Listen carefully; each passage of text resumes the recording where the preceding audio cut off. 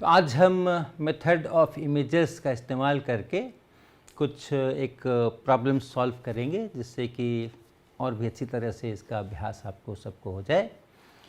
तो पहला जो प्रॉब्लम मैं ले रहा हूँ वो एक प्लेन वाला प्रॉब्लम ले रहा हूँ, और प्रॉब्लम यहाँ लिखा है, large grounded metallic plate is placed in the xy plane. 2 point charges q each are placed at 0 0 d and 0 0 2 d. तो ये z एक्सिस के ऊपर d डिस्टेंस पे ओरिजिन से और ये 2d डिस्टेंस पे ये 2 पॉइंट चार्जेस रखे हैं q q, और जो प्लेट है वो xy प्लेन में है। Find the force on the charge at 0 0 d, ये अपना प्रॉब्लम है।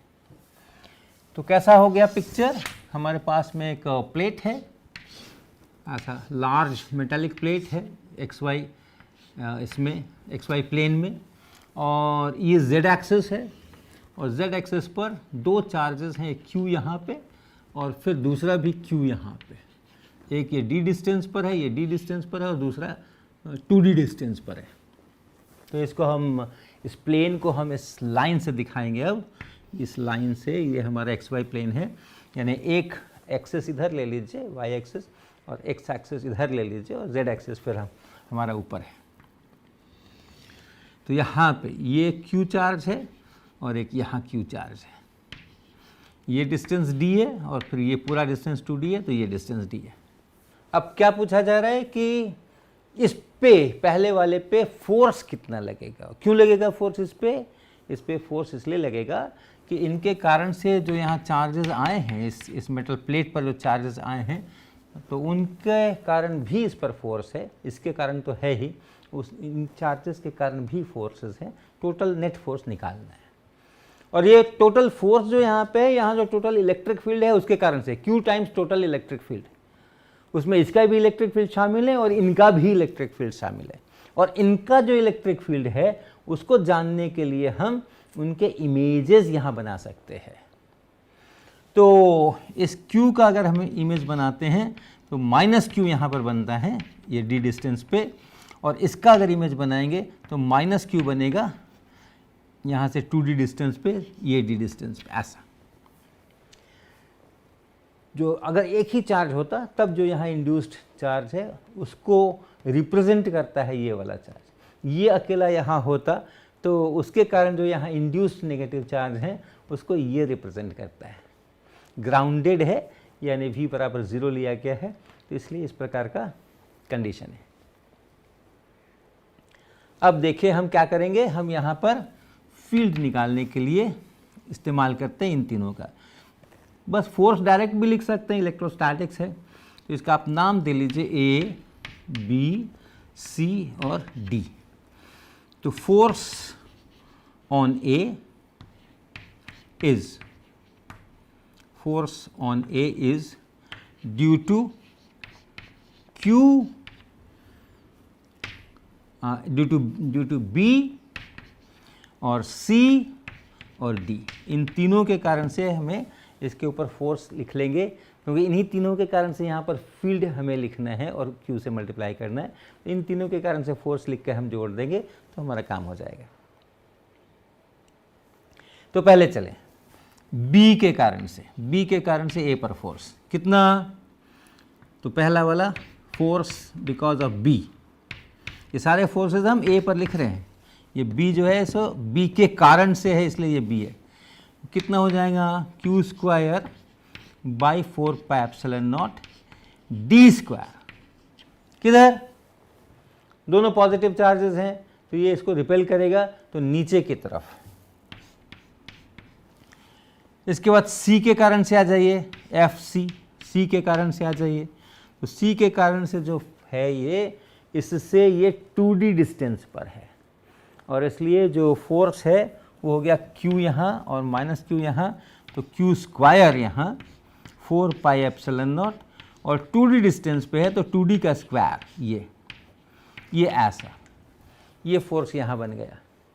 और FD जो है D के कारण से, इसके ऊपर फोर्स वो भी देख लीजिए FD, और ये कितनी दूरी पे है D से और A, 3D डिस्टेंस पे है, डी 3D डिस्टेंस पे है, इसलिए फोर्स बना q square 4 pi epsilon not और 3D का स्क्वायर, और ये भी नीचे नेगेटिव चार्ज है, पॉजिटिव चार्ज है, तो ये भी नीचे, तो इसलिए नेट फोर्स में इन तीनों को सीधा सीधा जोड़ देना है, तो आपका नेट फोर्स बन जाएगा नेट फोर्स ऑन ए बराबर q square by 4 pi epsilon not D square, तो बाहर ले लीजिए, और क्या क्या हो गया, ये इसमें ये पूरा ही बाहर आ गया, तो ये 1 बन गया। फिर इसमें आ जाइए तो 4 1/4 बच गया, बाकी सब तो हमने ले लिया। 2D का होल स्क्वायर है ये, 2D का होल स्क्वायर, 3D का होल स्क्वायर, हाँ, तो डी स्क्वायर हम ले चुके हैं, तो ये 1/4 यहाँ से बच गया,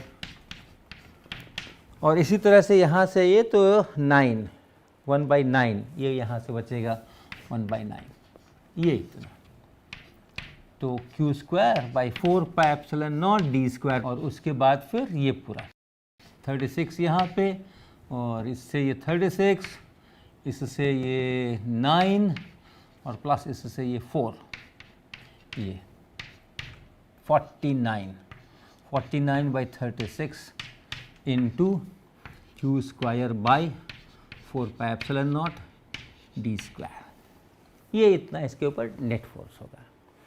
तो हर एक इस तरह की चीज़ के लिए इन चार्जेस के कारण जो यहाँ फील्ड है इन सब पॉइंट्स पे, उसको निकालने के लिए आप इनका सहारा ले सकते हैं, यही मेथड ऑफ इमेजेस की खासियत है। अब अगला सवाल देखते हैं। तो प्रश्न यहाँ है, a charge q is placed at height h from A grounded large conducting plate.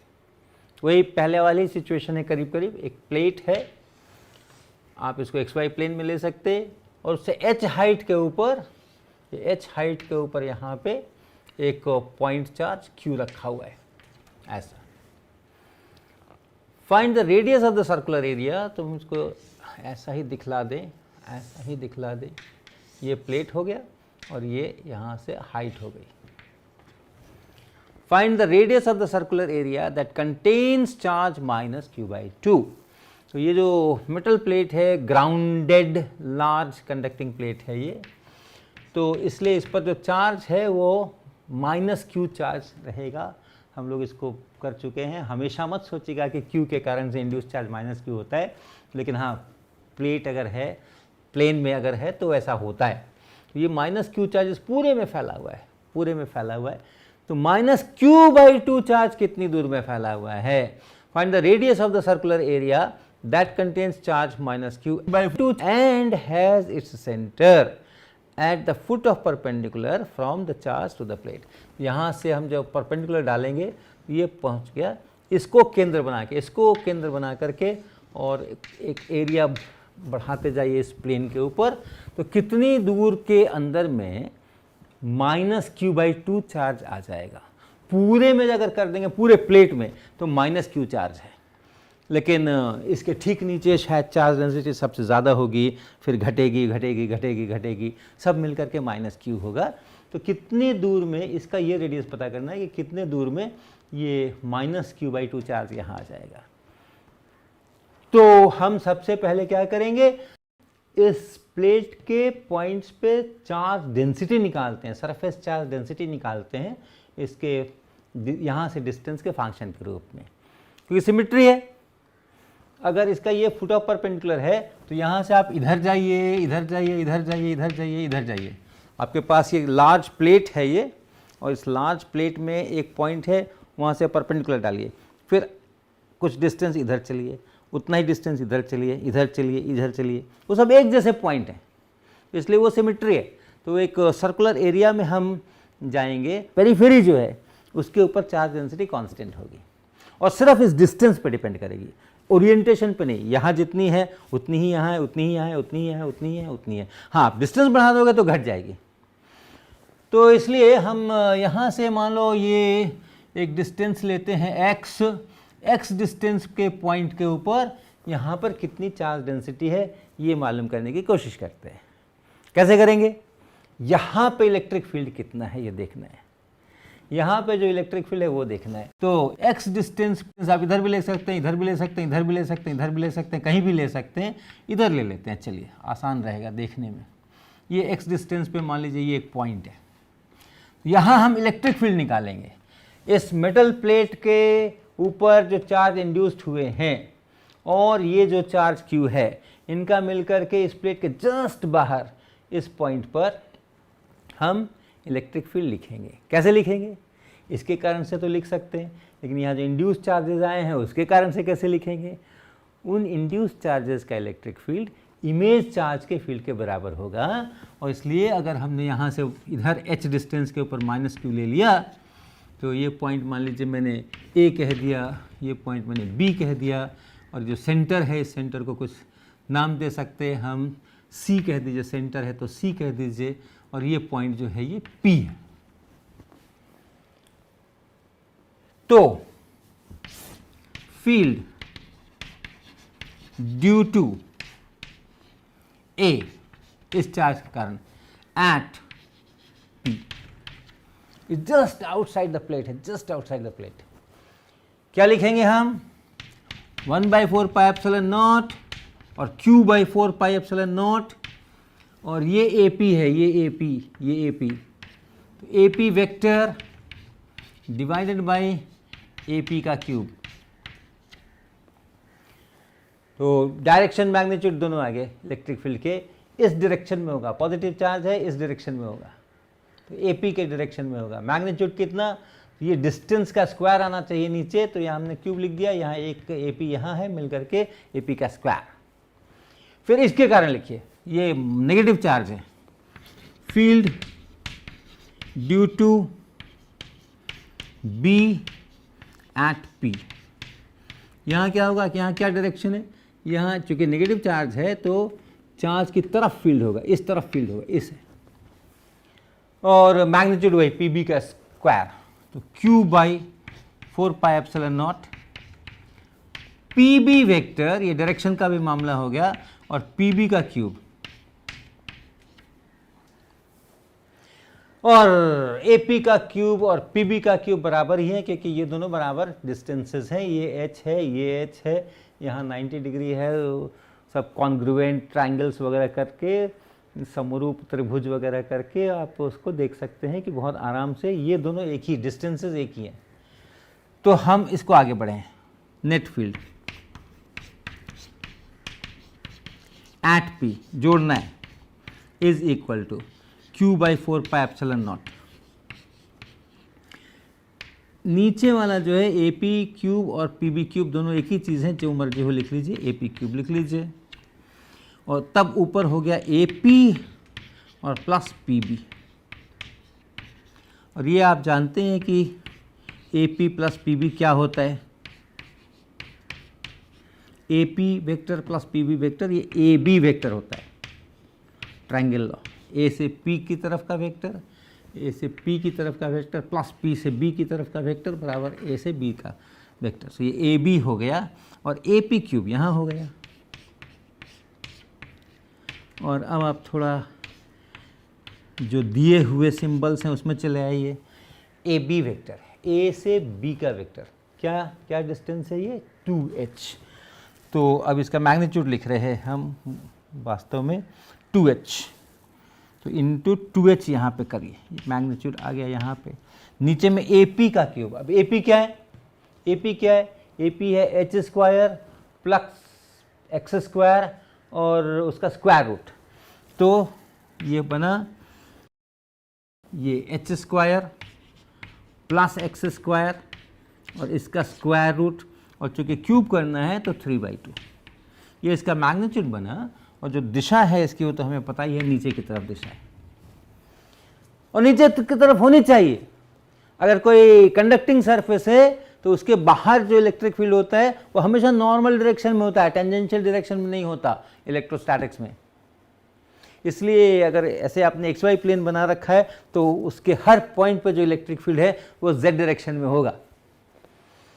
तो ये ऐसा, तो ये हमें फील्ड मिल गया, और जब हमें फील्ड मिल गया तो हम वहाँ की चार्ज डेंसिटी भी लिख सकते हैं।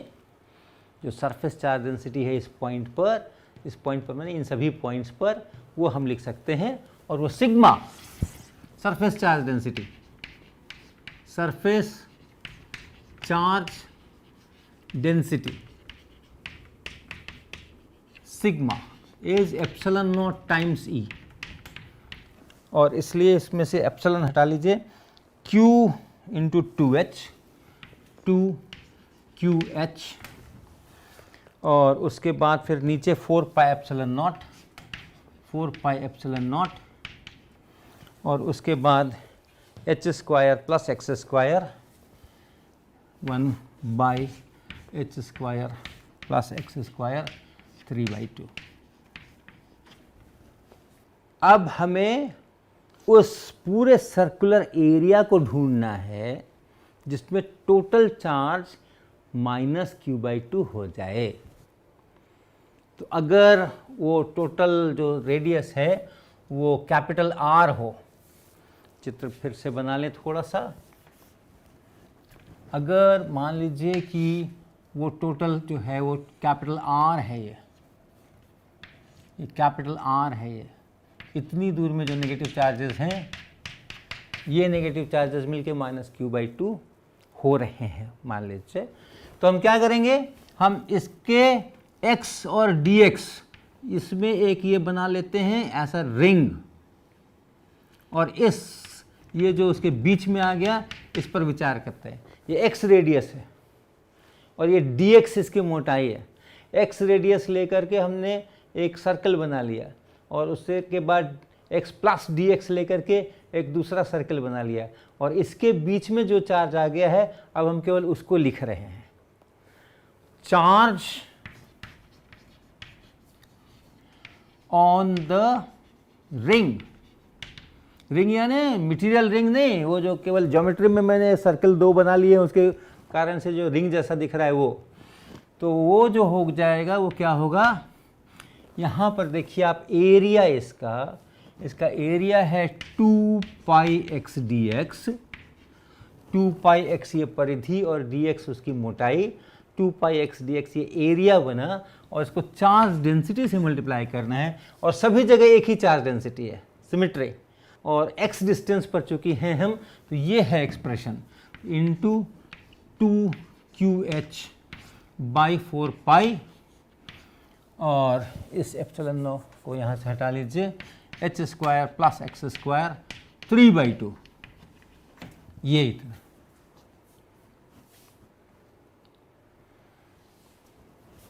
सिग्मा इंटू एरिया बराबर चार्ज उस रिंग के ऊपर। और अब हम कैपिटल R तक इन सबको जोड़ना है, 0 से शुरू होकर के x बराबर 0 से शुरू होकर के x बराबर कैपिटल R तक को सबको जोड़ देना है सारे चार्जेस को, तो वो -q/2 होना चाहिए। तो पहले इसका कर लें, चार्ज कंटेन्ड इन या अप टू रेडियस R, ये निकाल लें, तो इंटीग्रेट करना होगा हमें। तो ये 2 पाई यहाँ, 2 यहाँ, 4 पाई यहाँ, इनको ख़त्म कर दें हम, क्या बचा, QH x dx ये ऊपर है, और नीचे बचा h square plus x square 3/2, और इसका integration x going from 0 to capital R। ये हो गया charge content up to radius capital R, जिसको -q/2 होना है। अब इसको आप कर लीजिए, इसको आप इंटीग्रेट करना आसान है, h square plus x square को आप कुछ t स्क्वायर कह दीजिए, तो x dx बराबर t dt ऐसा, और तब यहाँ पे बन गया ये QH t dt, x dx बराबर t dt, और नीचे में ये है t स्क्वायर, तो ये पूरा t क्यूब बन गया ऐसा, इसका इंटीग्रेशन। और जब x बराबर 0 है, x बराबर जब 0 है तो उस समय में t बराबर h है, और जिस समय में x बराबर कैपिटल R है, x बराबर कैपिटल R है, उस समय जो t है वो capital h square plus capital R square का स्क्वायर रूट, ये t है। तो ये इसके लिमिट्स है, t का लोअर लिमिट h है और अपर लिमिट उतना है। तो पहले हम इंटीग्रेट कर लेते हैं, लिमिट बाद में बिठा लेंगे। तो q इंटू एच, और ये 1/t² है, और 1/t² का इंटीग्रेशन होता है -1/t, इसलिए ये हो गया -1/t। और अब इसके ऊपर t के लिमिट्स रखने हैं, तो लोअर लिमिट h है, यहाँ से शुरू होगा मामला, और h² प्लस r² का स्क्वायर रूट यहाँ तक इसको जाना है। तो ये आप वैल्यूज़ रख करके इसको हल कर लीजिए, और ये पूरा जो आया ये इतना, उसको आप बताइए कि this is equal to -q/2। ये q से q कट करके, और ये जो r है उसके लिए आपको यहाँ से एक्सप्रेशंस मिल जाएंगे, और कुछ √3 टाइम्स ऐसा कुछ मिल जाएगा। तो आपको पता चल जाएगा कि हाँ कितनी दूर के अंदर में आधे नेगेटिव चार्जेस कंटेन्ड हैं। तो ये है अगला सवाल। Grounded metallic sphere of radius capital R is surrounded by A concentric ring of radius 2r। तो ग्राउंडेड मेटेलिक स्फीयर है, ये स्फीयर है और ये ग्राउंडेड है, यानी इसका पोटेंशियल हम 0 मान करके चलेंगे हमेशा,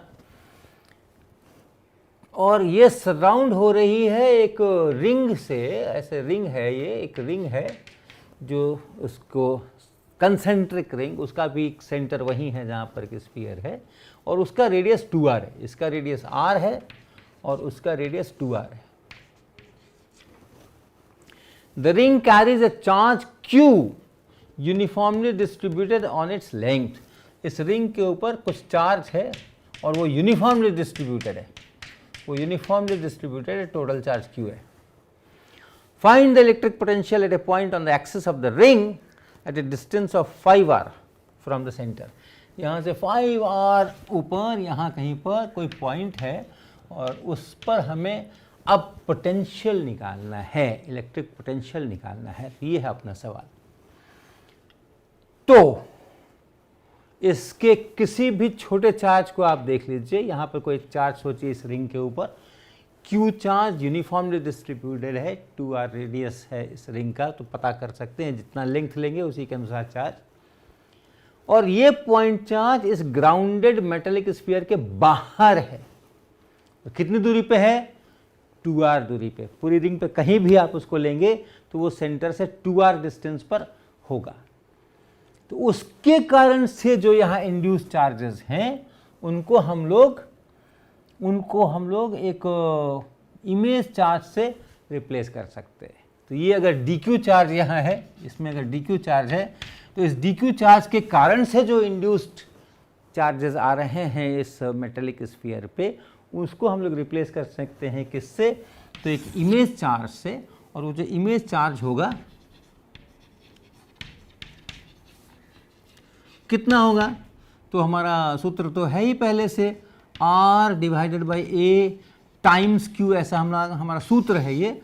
और यहाँ जब करेंगे तो r यानी कि इसका रेडियस r, a यानी सेंटर से उस चार्ज का डिस्टेंस, तो ये जो चार्ज हमने यहाँ लिया है सेंटर से उसका डिस्टेंस रिंग के रेडियस के बराबर है, तो इसलिए ये 2r, और चार्ज जो है वो dq है, तो dq अर्थात dq/2, dq/2। तो ये है इमेज चार्ज, ये इसका इमेज चार्ज इतना है। और कहीं पर भी आप लीजिए, कहीं भी dq लीजिएगा तो वो उसका इमेज चार्ज dq/2 ही बनेगा। कहाँ रखना है? सेंटर से कितनी दूरी पर रखना है? इसी लाइन पर रखना है, जो स्फीयर है और यहाँ चार्ज है, तो उसी लाइन के ऊपर उसको करना है, सेंटर से और उसको मिलाने वाली लाइन के ऊपर। और उसका जो डिस्टेंस है सेंटर से, उसका भी सूत्र आपको ध्यान होगा, ये है r²/a। तो यानी r², तो r², और a की जगह पे 2r है तो 4r, हाँ a की जगह पे 2r है, 2 टाइम्स r, तो यानी r/2। पूरे रिंग के सभी चार्जेस को सोच जाइए, हर एलिमेंट का जो इमेज है वो इसी दूरी पे r/2 दूरी पे, सेंटर से r/2 दूरी पर बन रहा है। और यहाँ चार्ज है तो इधर इमेज है, यहाँ चार्ज है तो यहाँ इमेज है, यहाँ चार्ज है तो यहाँ इमेज है, यहाँ चार्ज है तो इधर इमेज है। तो वो अगर रिंग है तो इमेज भी रिंग है, और वो अगर टोटल चार्ज वहाँ Q है उस रिंग के ऊपर, तो इमेज वाली जो रिंग बन रही है उस पर चार्ज Q/2 बनेगा, क्योंकि हर किसी का आधा हो जा रहा है।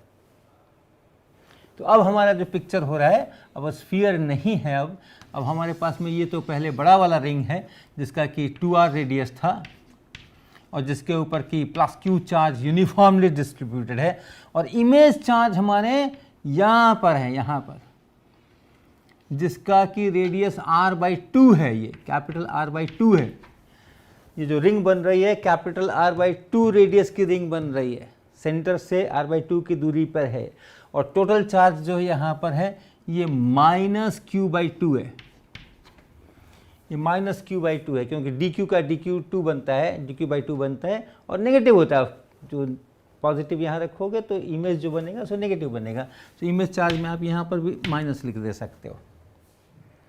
अब स्फीयर का मामला ख़त्म, स्फीयर पर जो इंड्यूस चार्ज था उसका मामला ख़त्म, और उसकी जगह पे ये छोटी वाली रिंग एक्स्ट्रा आ गई। अब तो बहुत आसान है, यहाँ से एक 5r के डिस्टेंस पर अगर ये पॉइंट है और यहाँ पे आपको पोटेंशियल चाहिए, तो इसके कारण पोटेंशियल लिखिए, इसके कारण पोटेंशियल लिखिए, जोड़ दीजिए। इसके कारण अगर पोटेंशियल लिखते हैं तो पोटेंशियल है इसलिए आसान है, फील्ड नहीं है, पोटेंशियल है इसलिए आसान है, आपको सिर्फ उसको अलजेब्राइकली जोड़ना है, वेक्टराइजेशन नहीं करना है। और ये सभी पॉइंट एक ही डिस्टेंस पर है, ये सभी पॉइंट एक ही डिस्टेंस पर है। यहाँ जो डिस्टेंस है यहाँ से भी वही डिस्टेंस है, यहाँ से भी वही डिस्टेंस है, यहाँ से भी वही डिस्टेंस है, और इसलिए जो पोटेंशियल है ड्यू टू ओरिजिनल रिंग,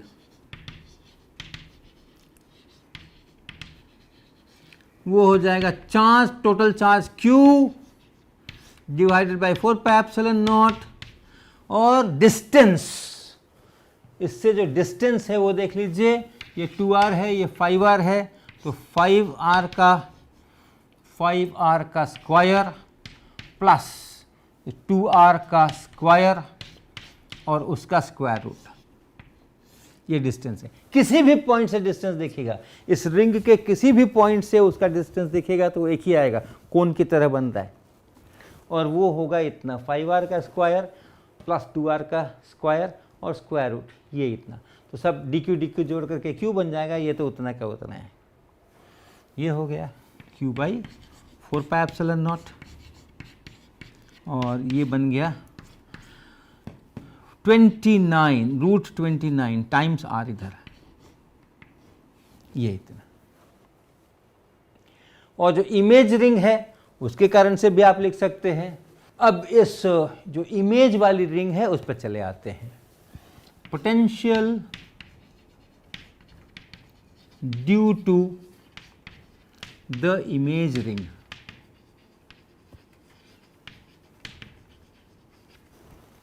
क्या लिखेंगे? फिर से देखिए, ये यहाँ पे चार्जेस डिस्ट्रीब्यूटेड हैं, टोटल चार्ज -Q/2 है और ये भी यूनिफॉर्मली डिस्ट्रीब्यूटेड है। नहीं भी होता तो कोई भी बात नहीं थी, अगर रिंग पर हैं तो। यहाँ से अगर आप डिस्टेंस देखते हैं रिंग के किसी पॉइंट से, इसका ये डिस्टेंस है, ये है r/2 और ये है 5r, और उसके कारण से ये यहाँ पे डिस्टेंस है। तो लिखेंगे हम -Q/2 और फिर 1/4πε0 और डिस्टेंस, और डिस्टेंस कितना होगा? स्क्वायर रूट ऑफ 5r का स्क्वायर और प्लस r/2 का स्क्वायर, ऐसा। ये 5r का स्क्वायर और प्लस r/2 का स्क्वायर, ये डिस्टेंस बनेगा। रिंग के हर पॉइंट से इतना ही डिस्टेंस है। हल कर लीजिए, -Q/4πε0 यहाँ लिख लीजिए, और यहाँ पे इस 2 को यहाँ भेज देते हैं अंदर।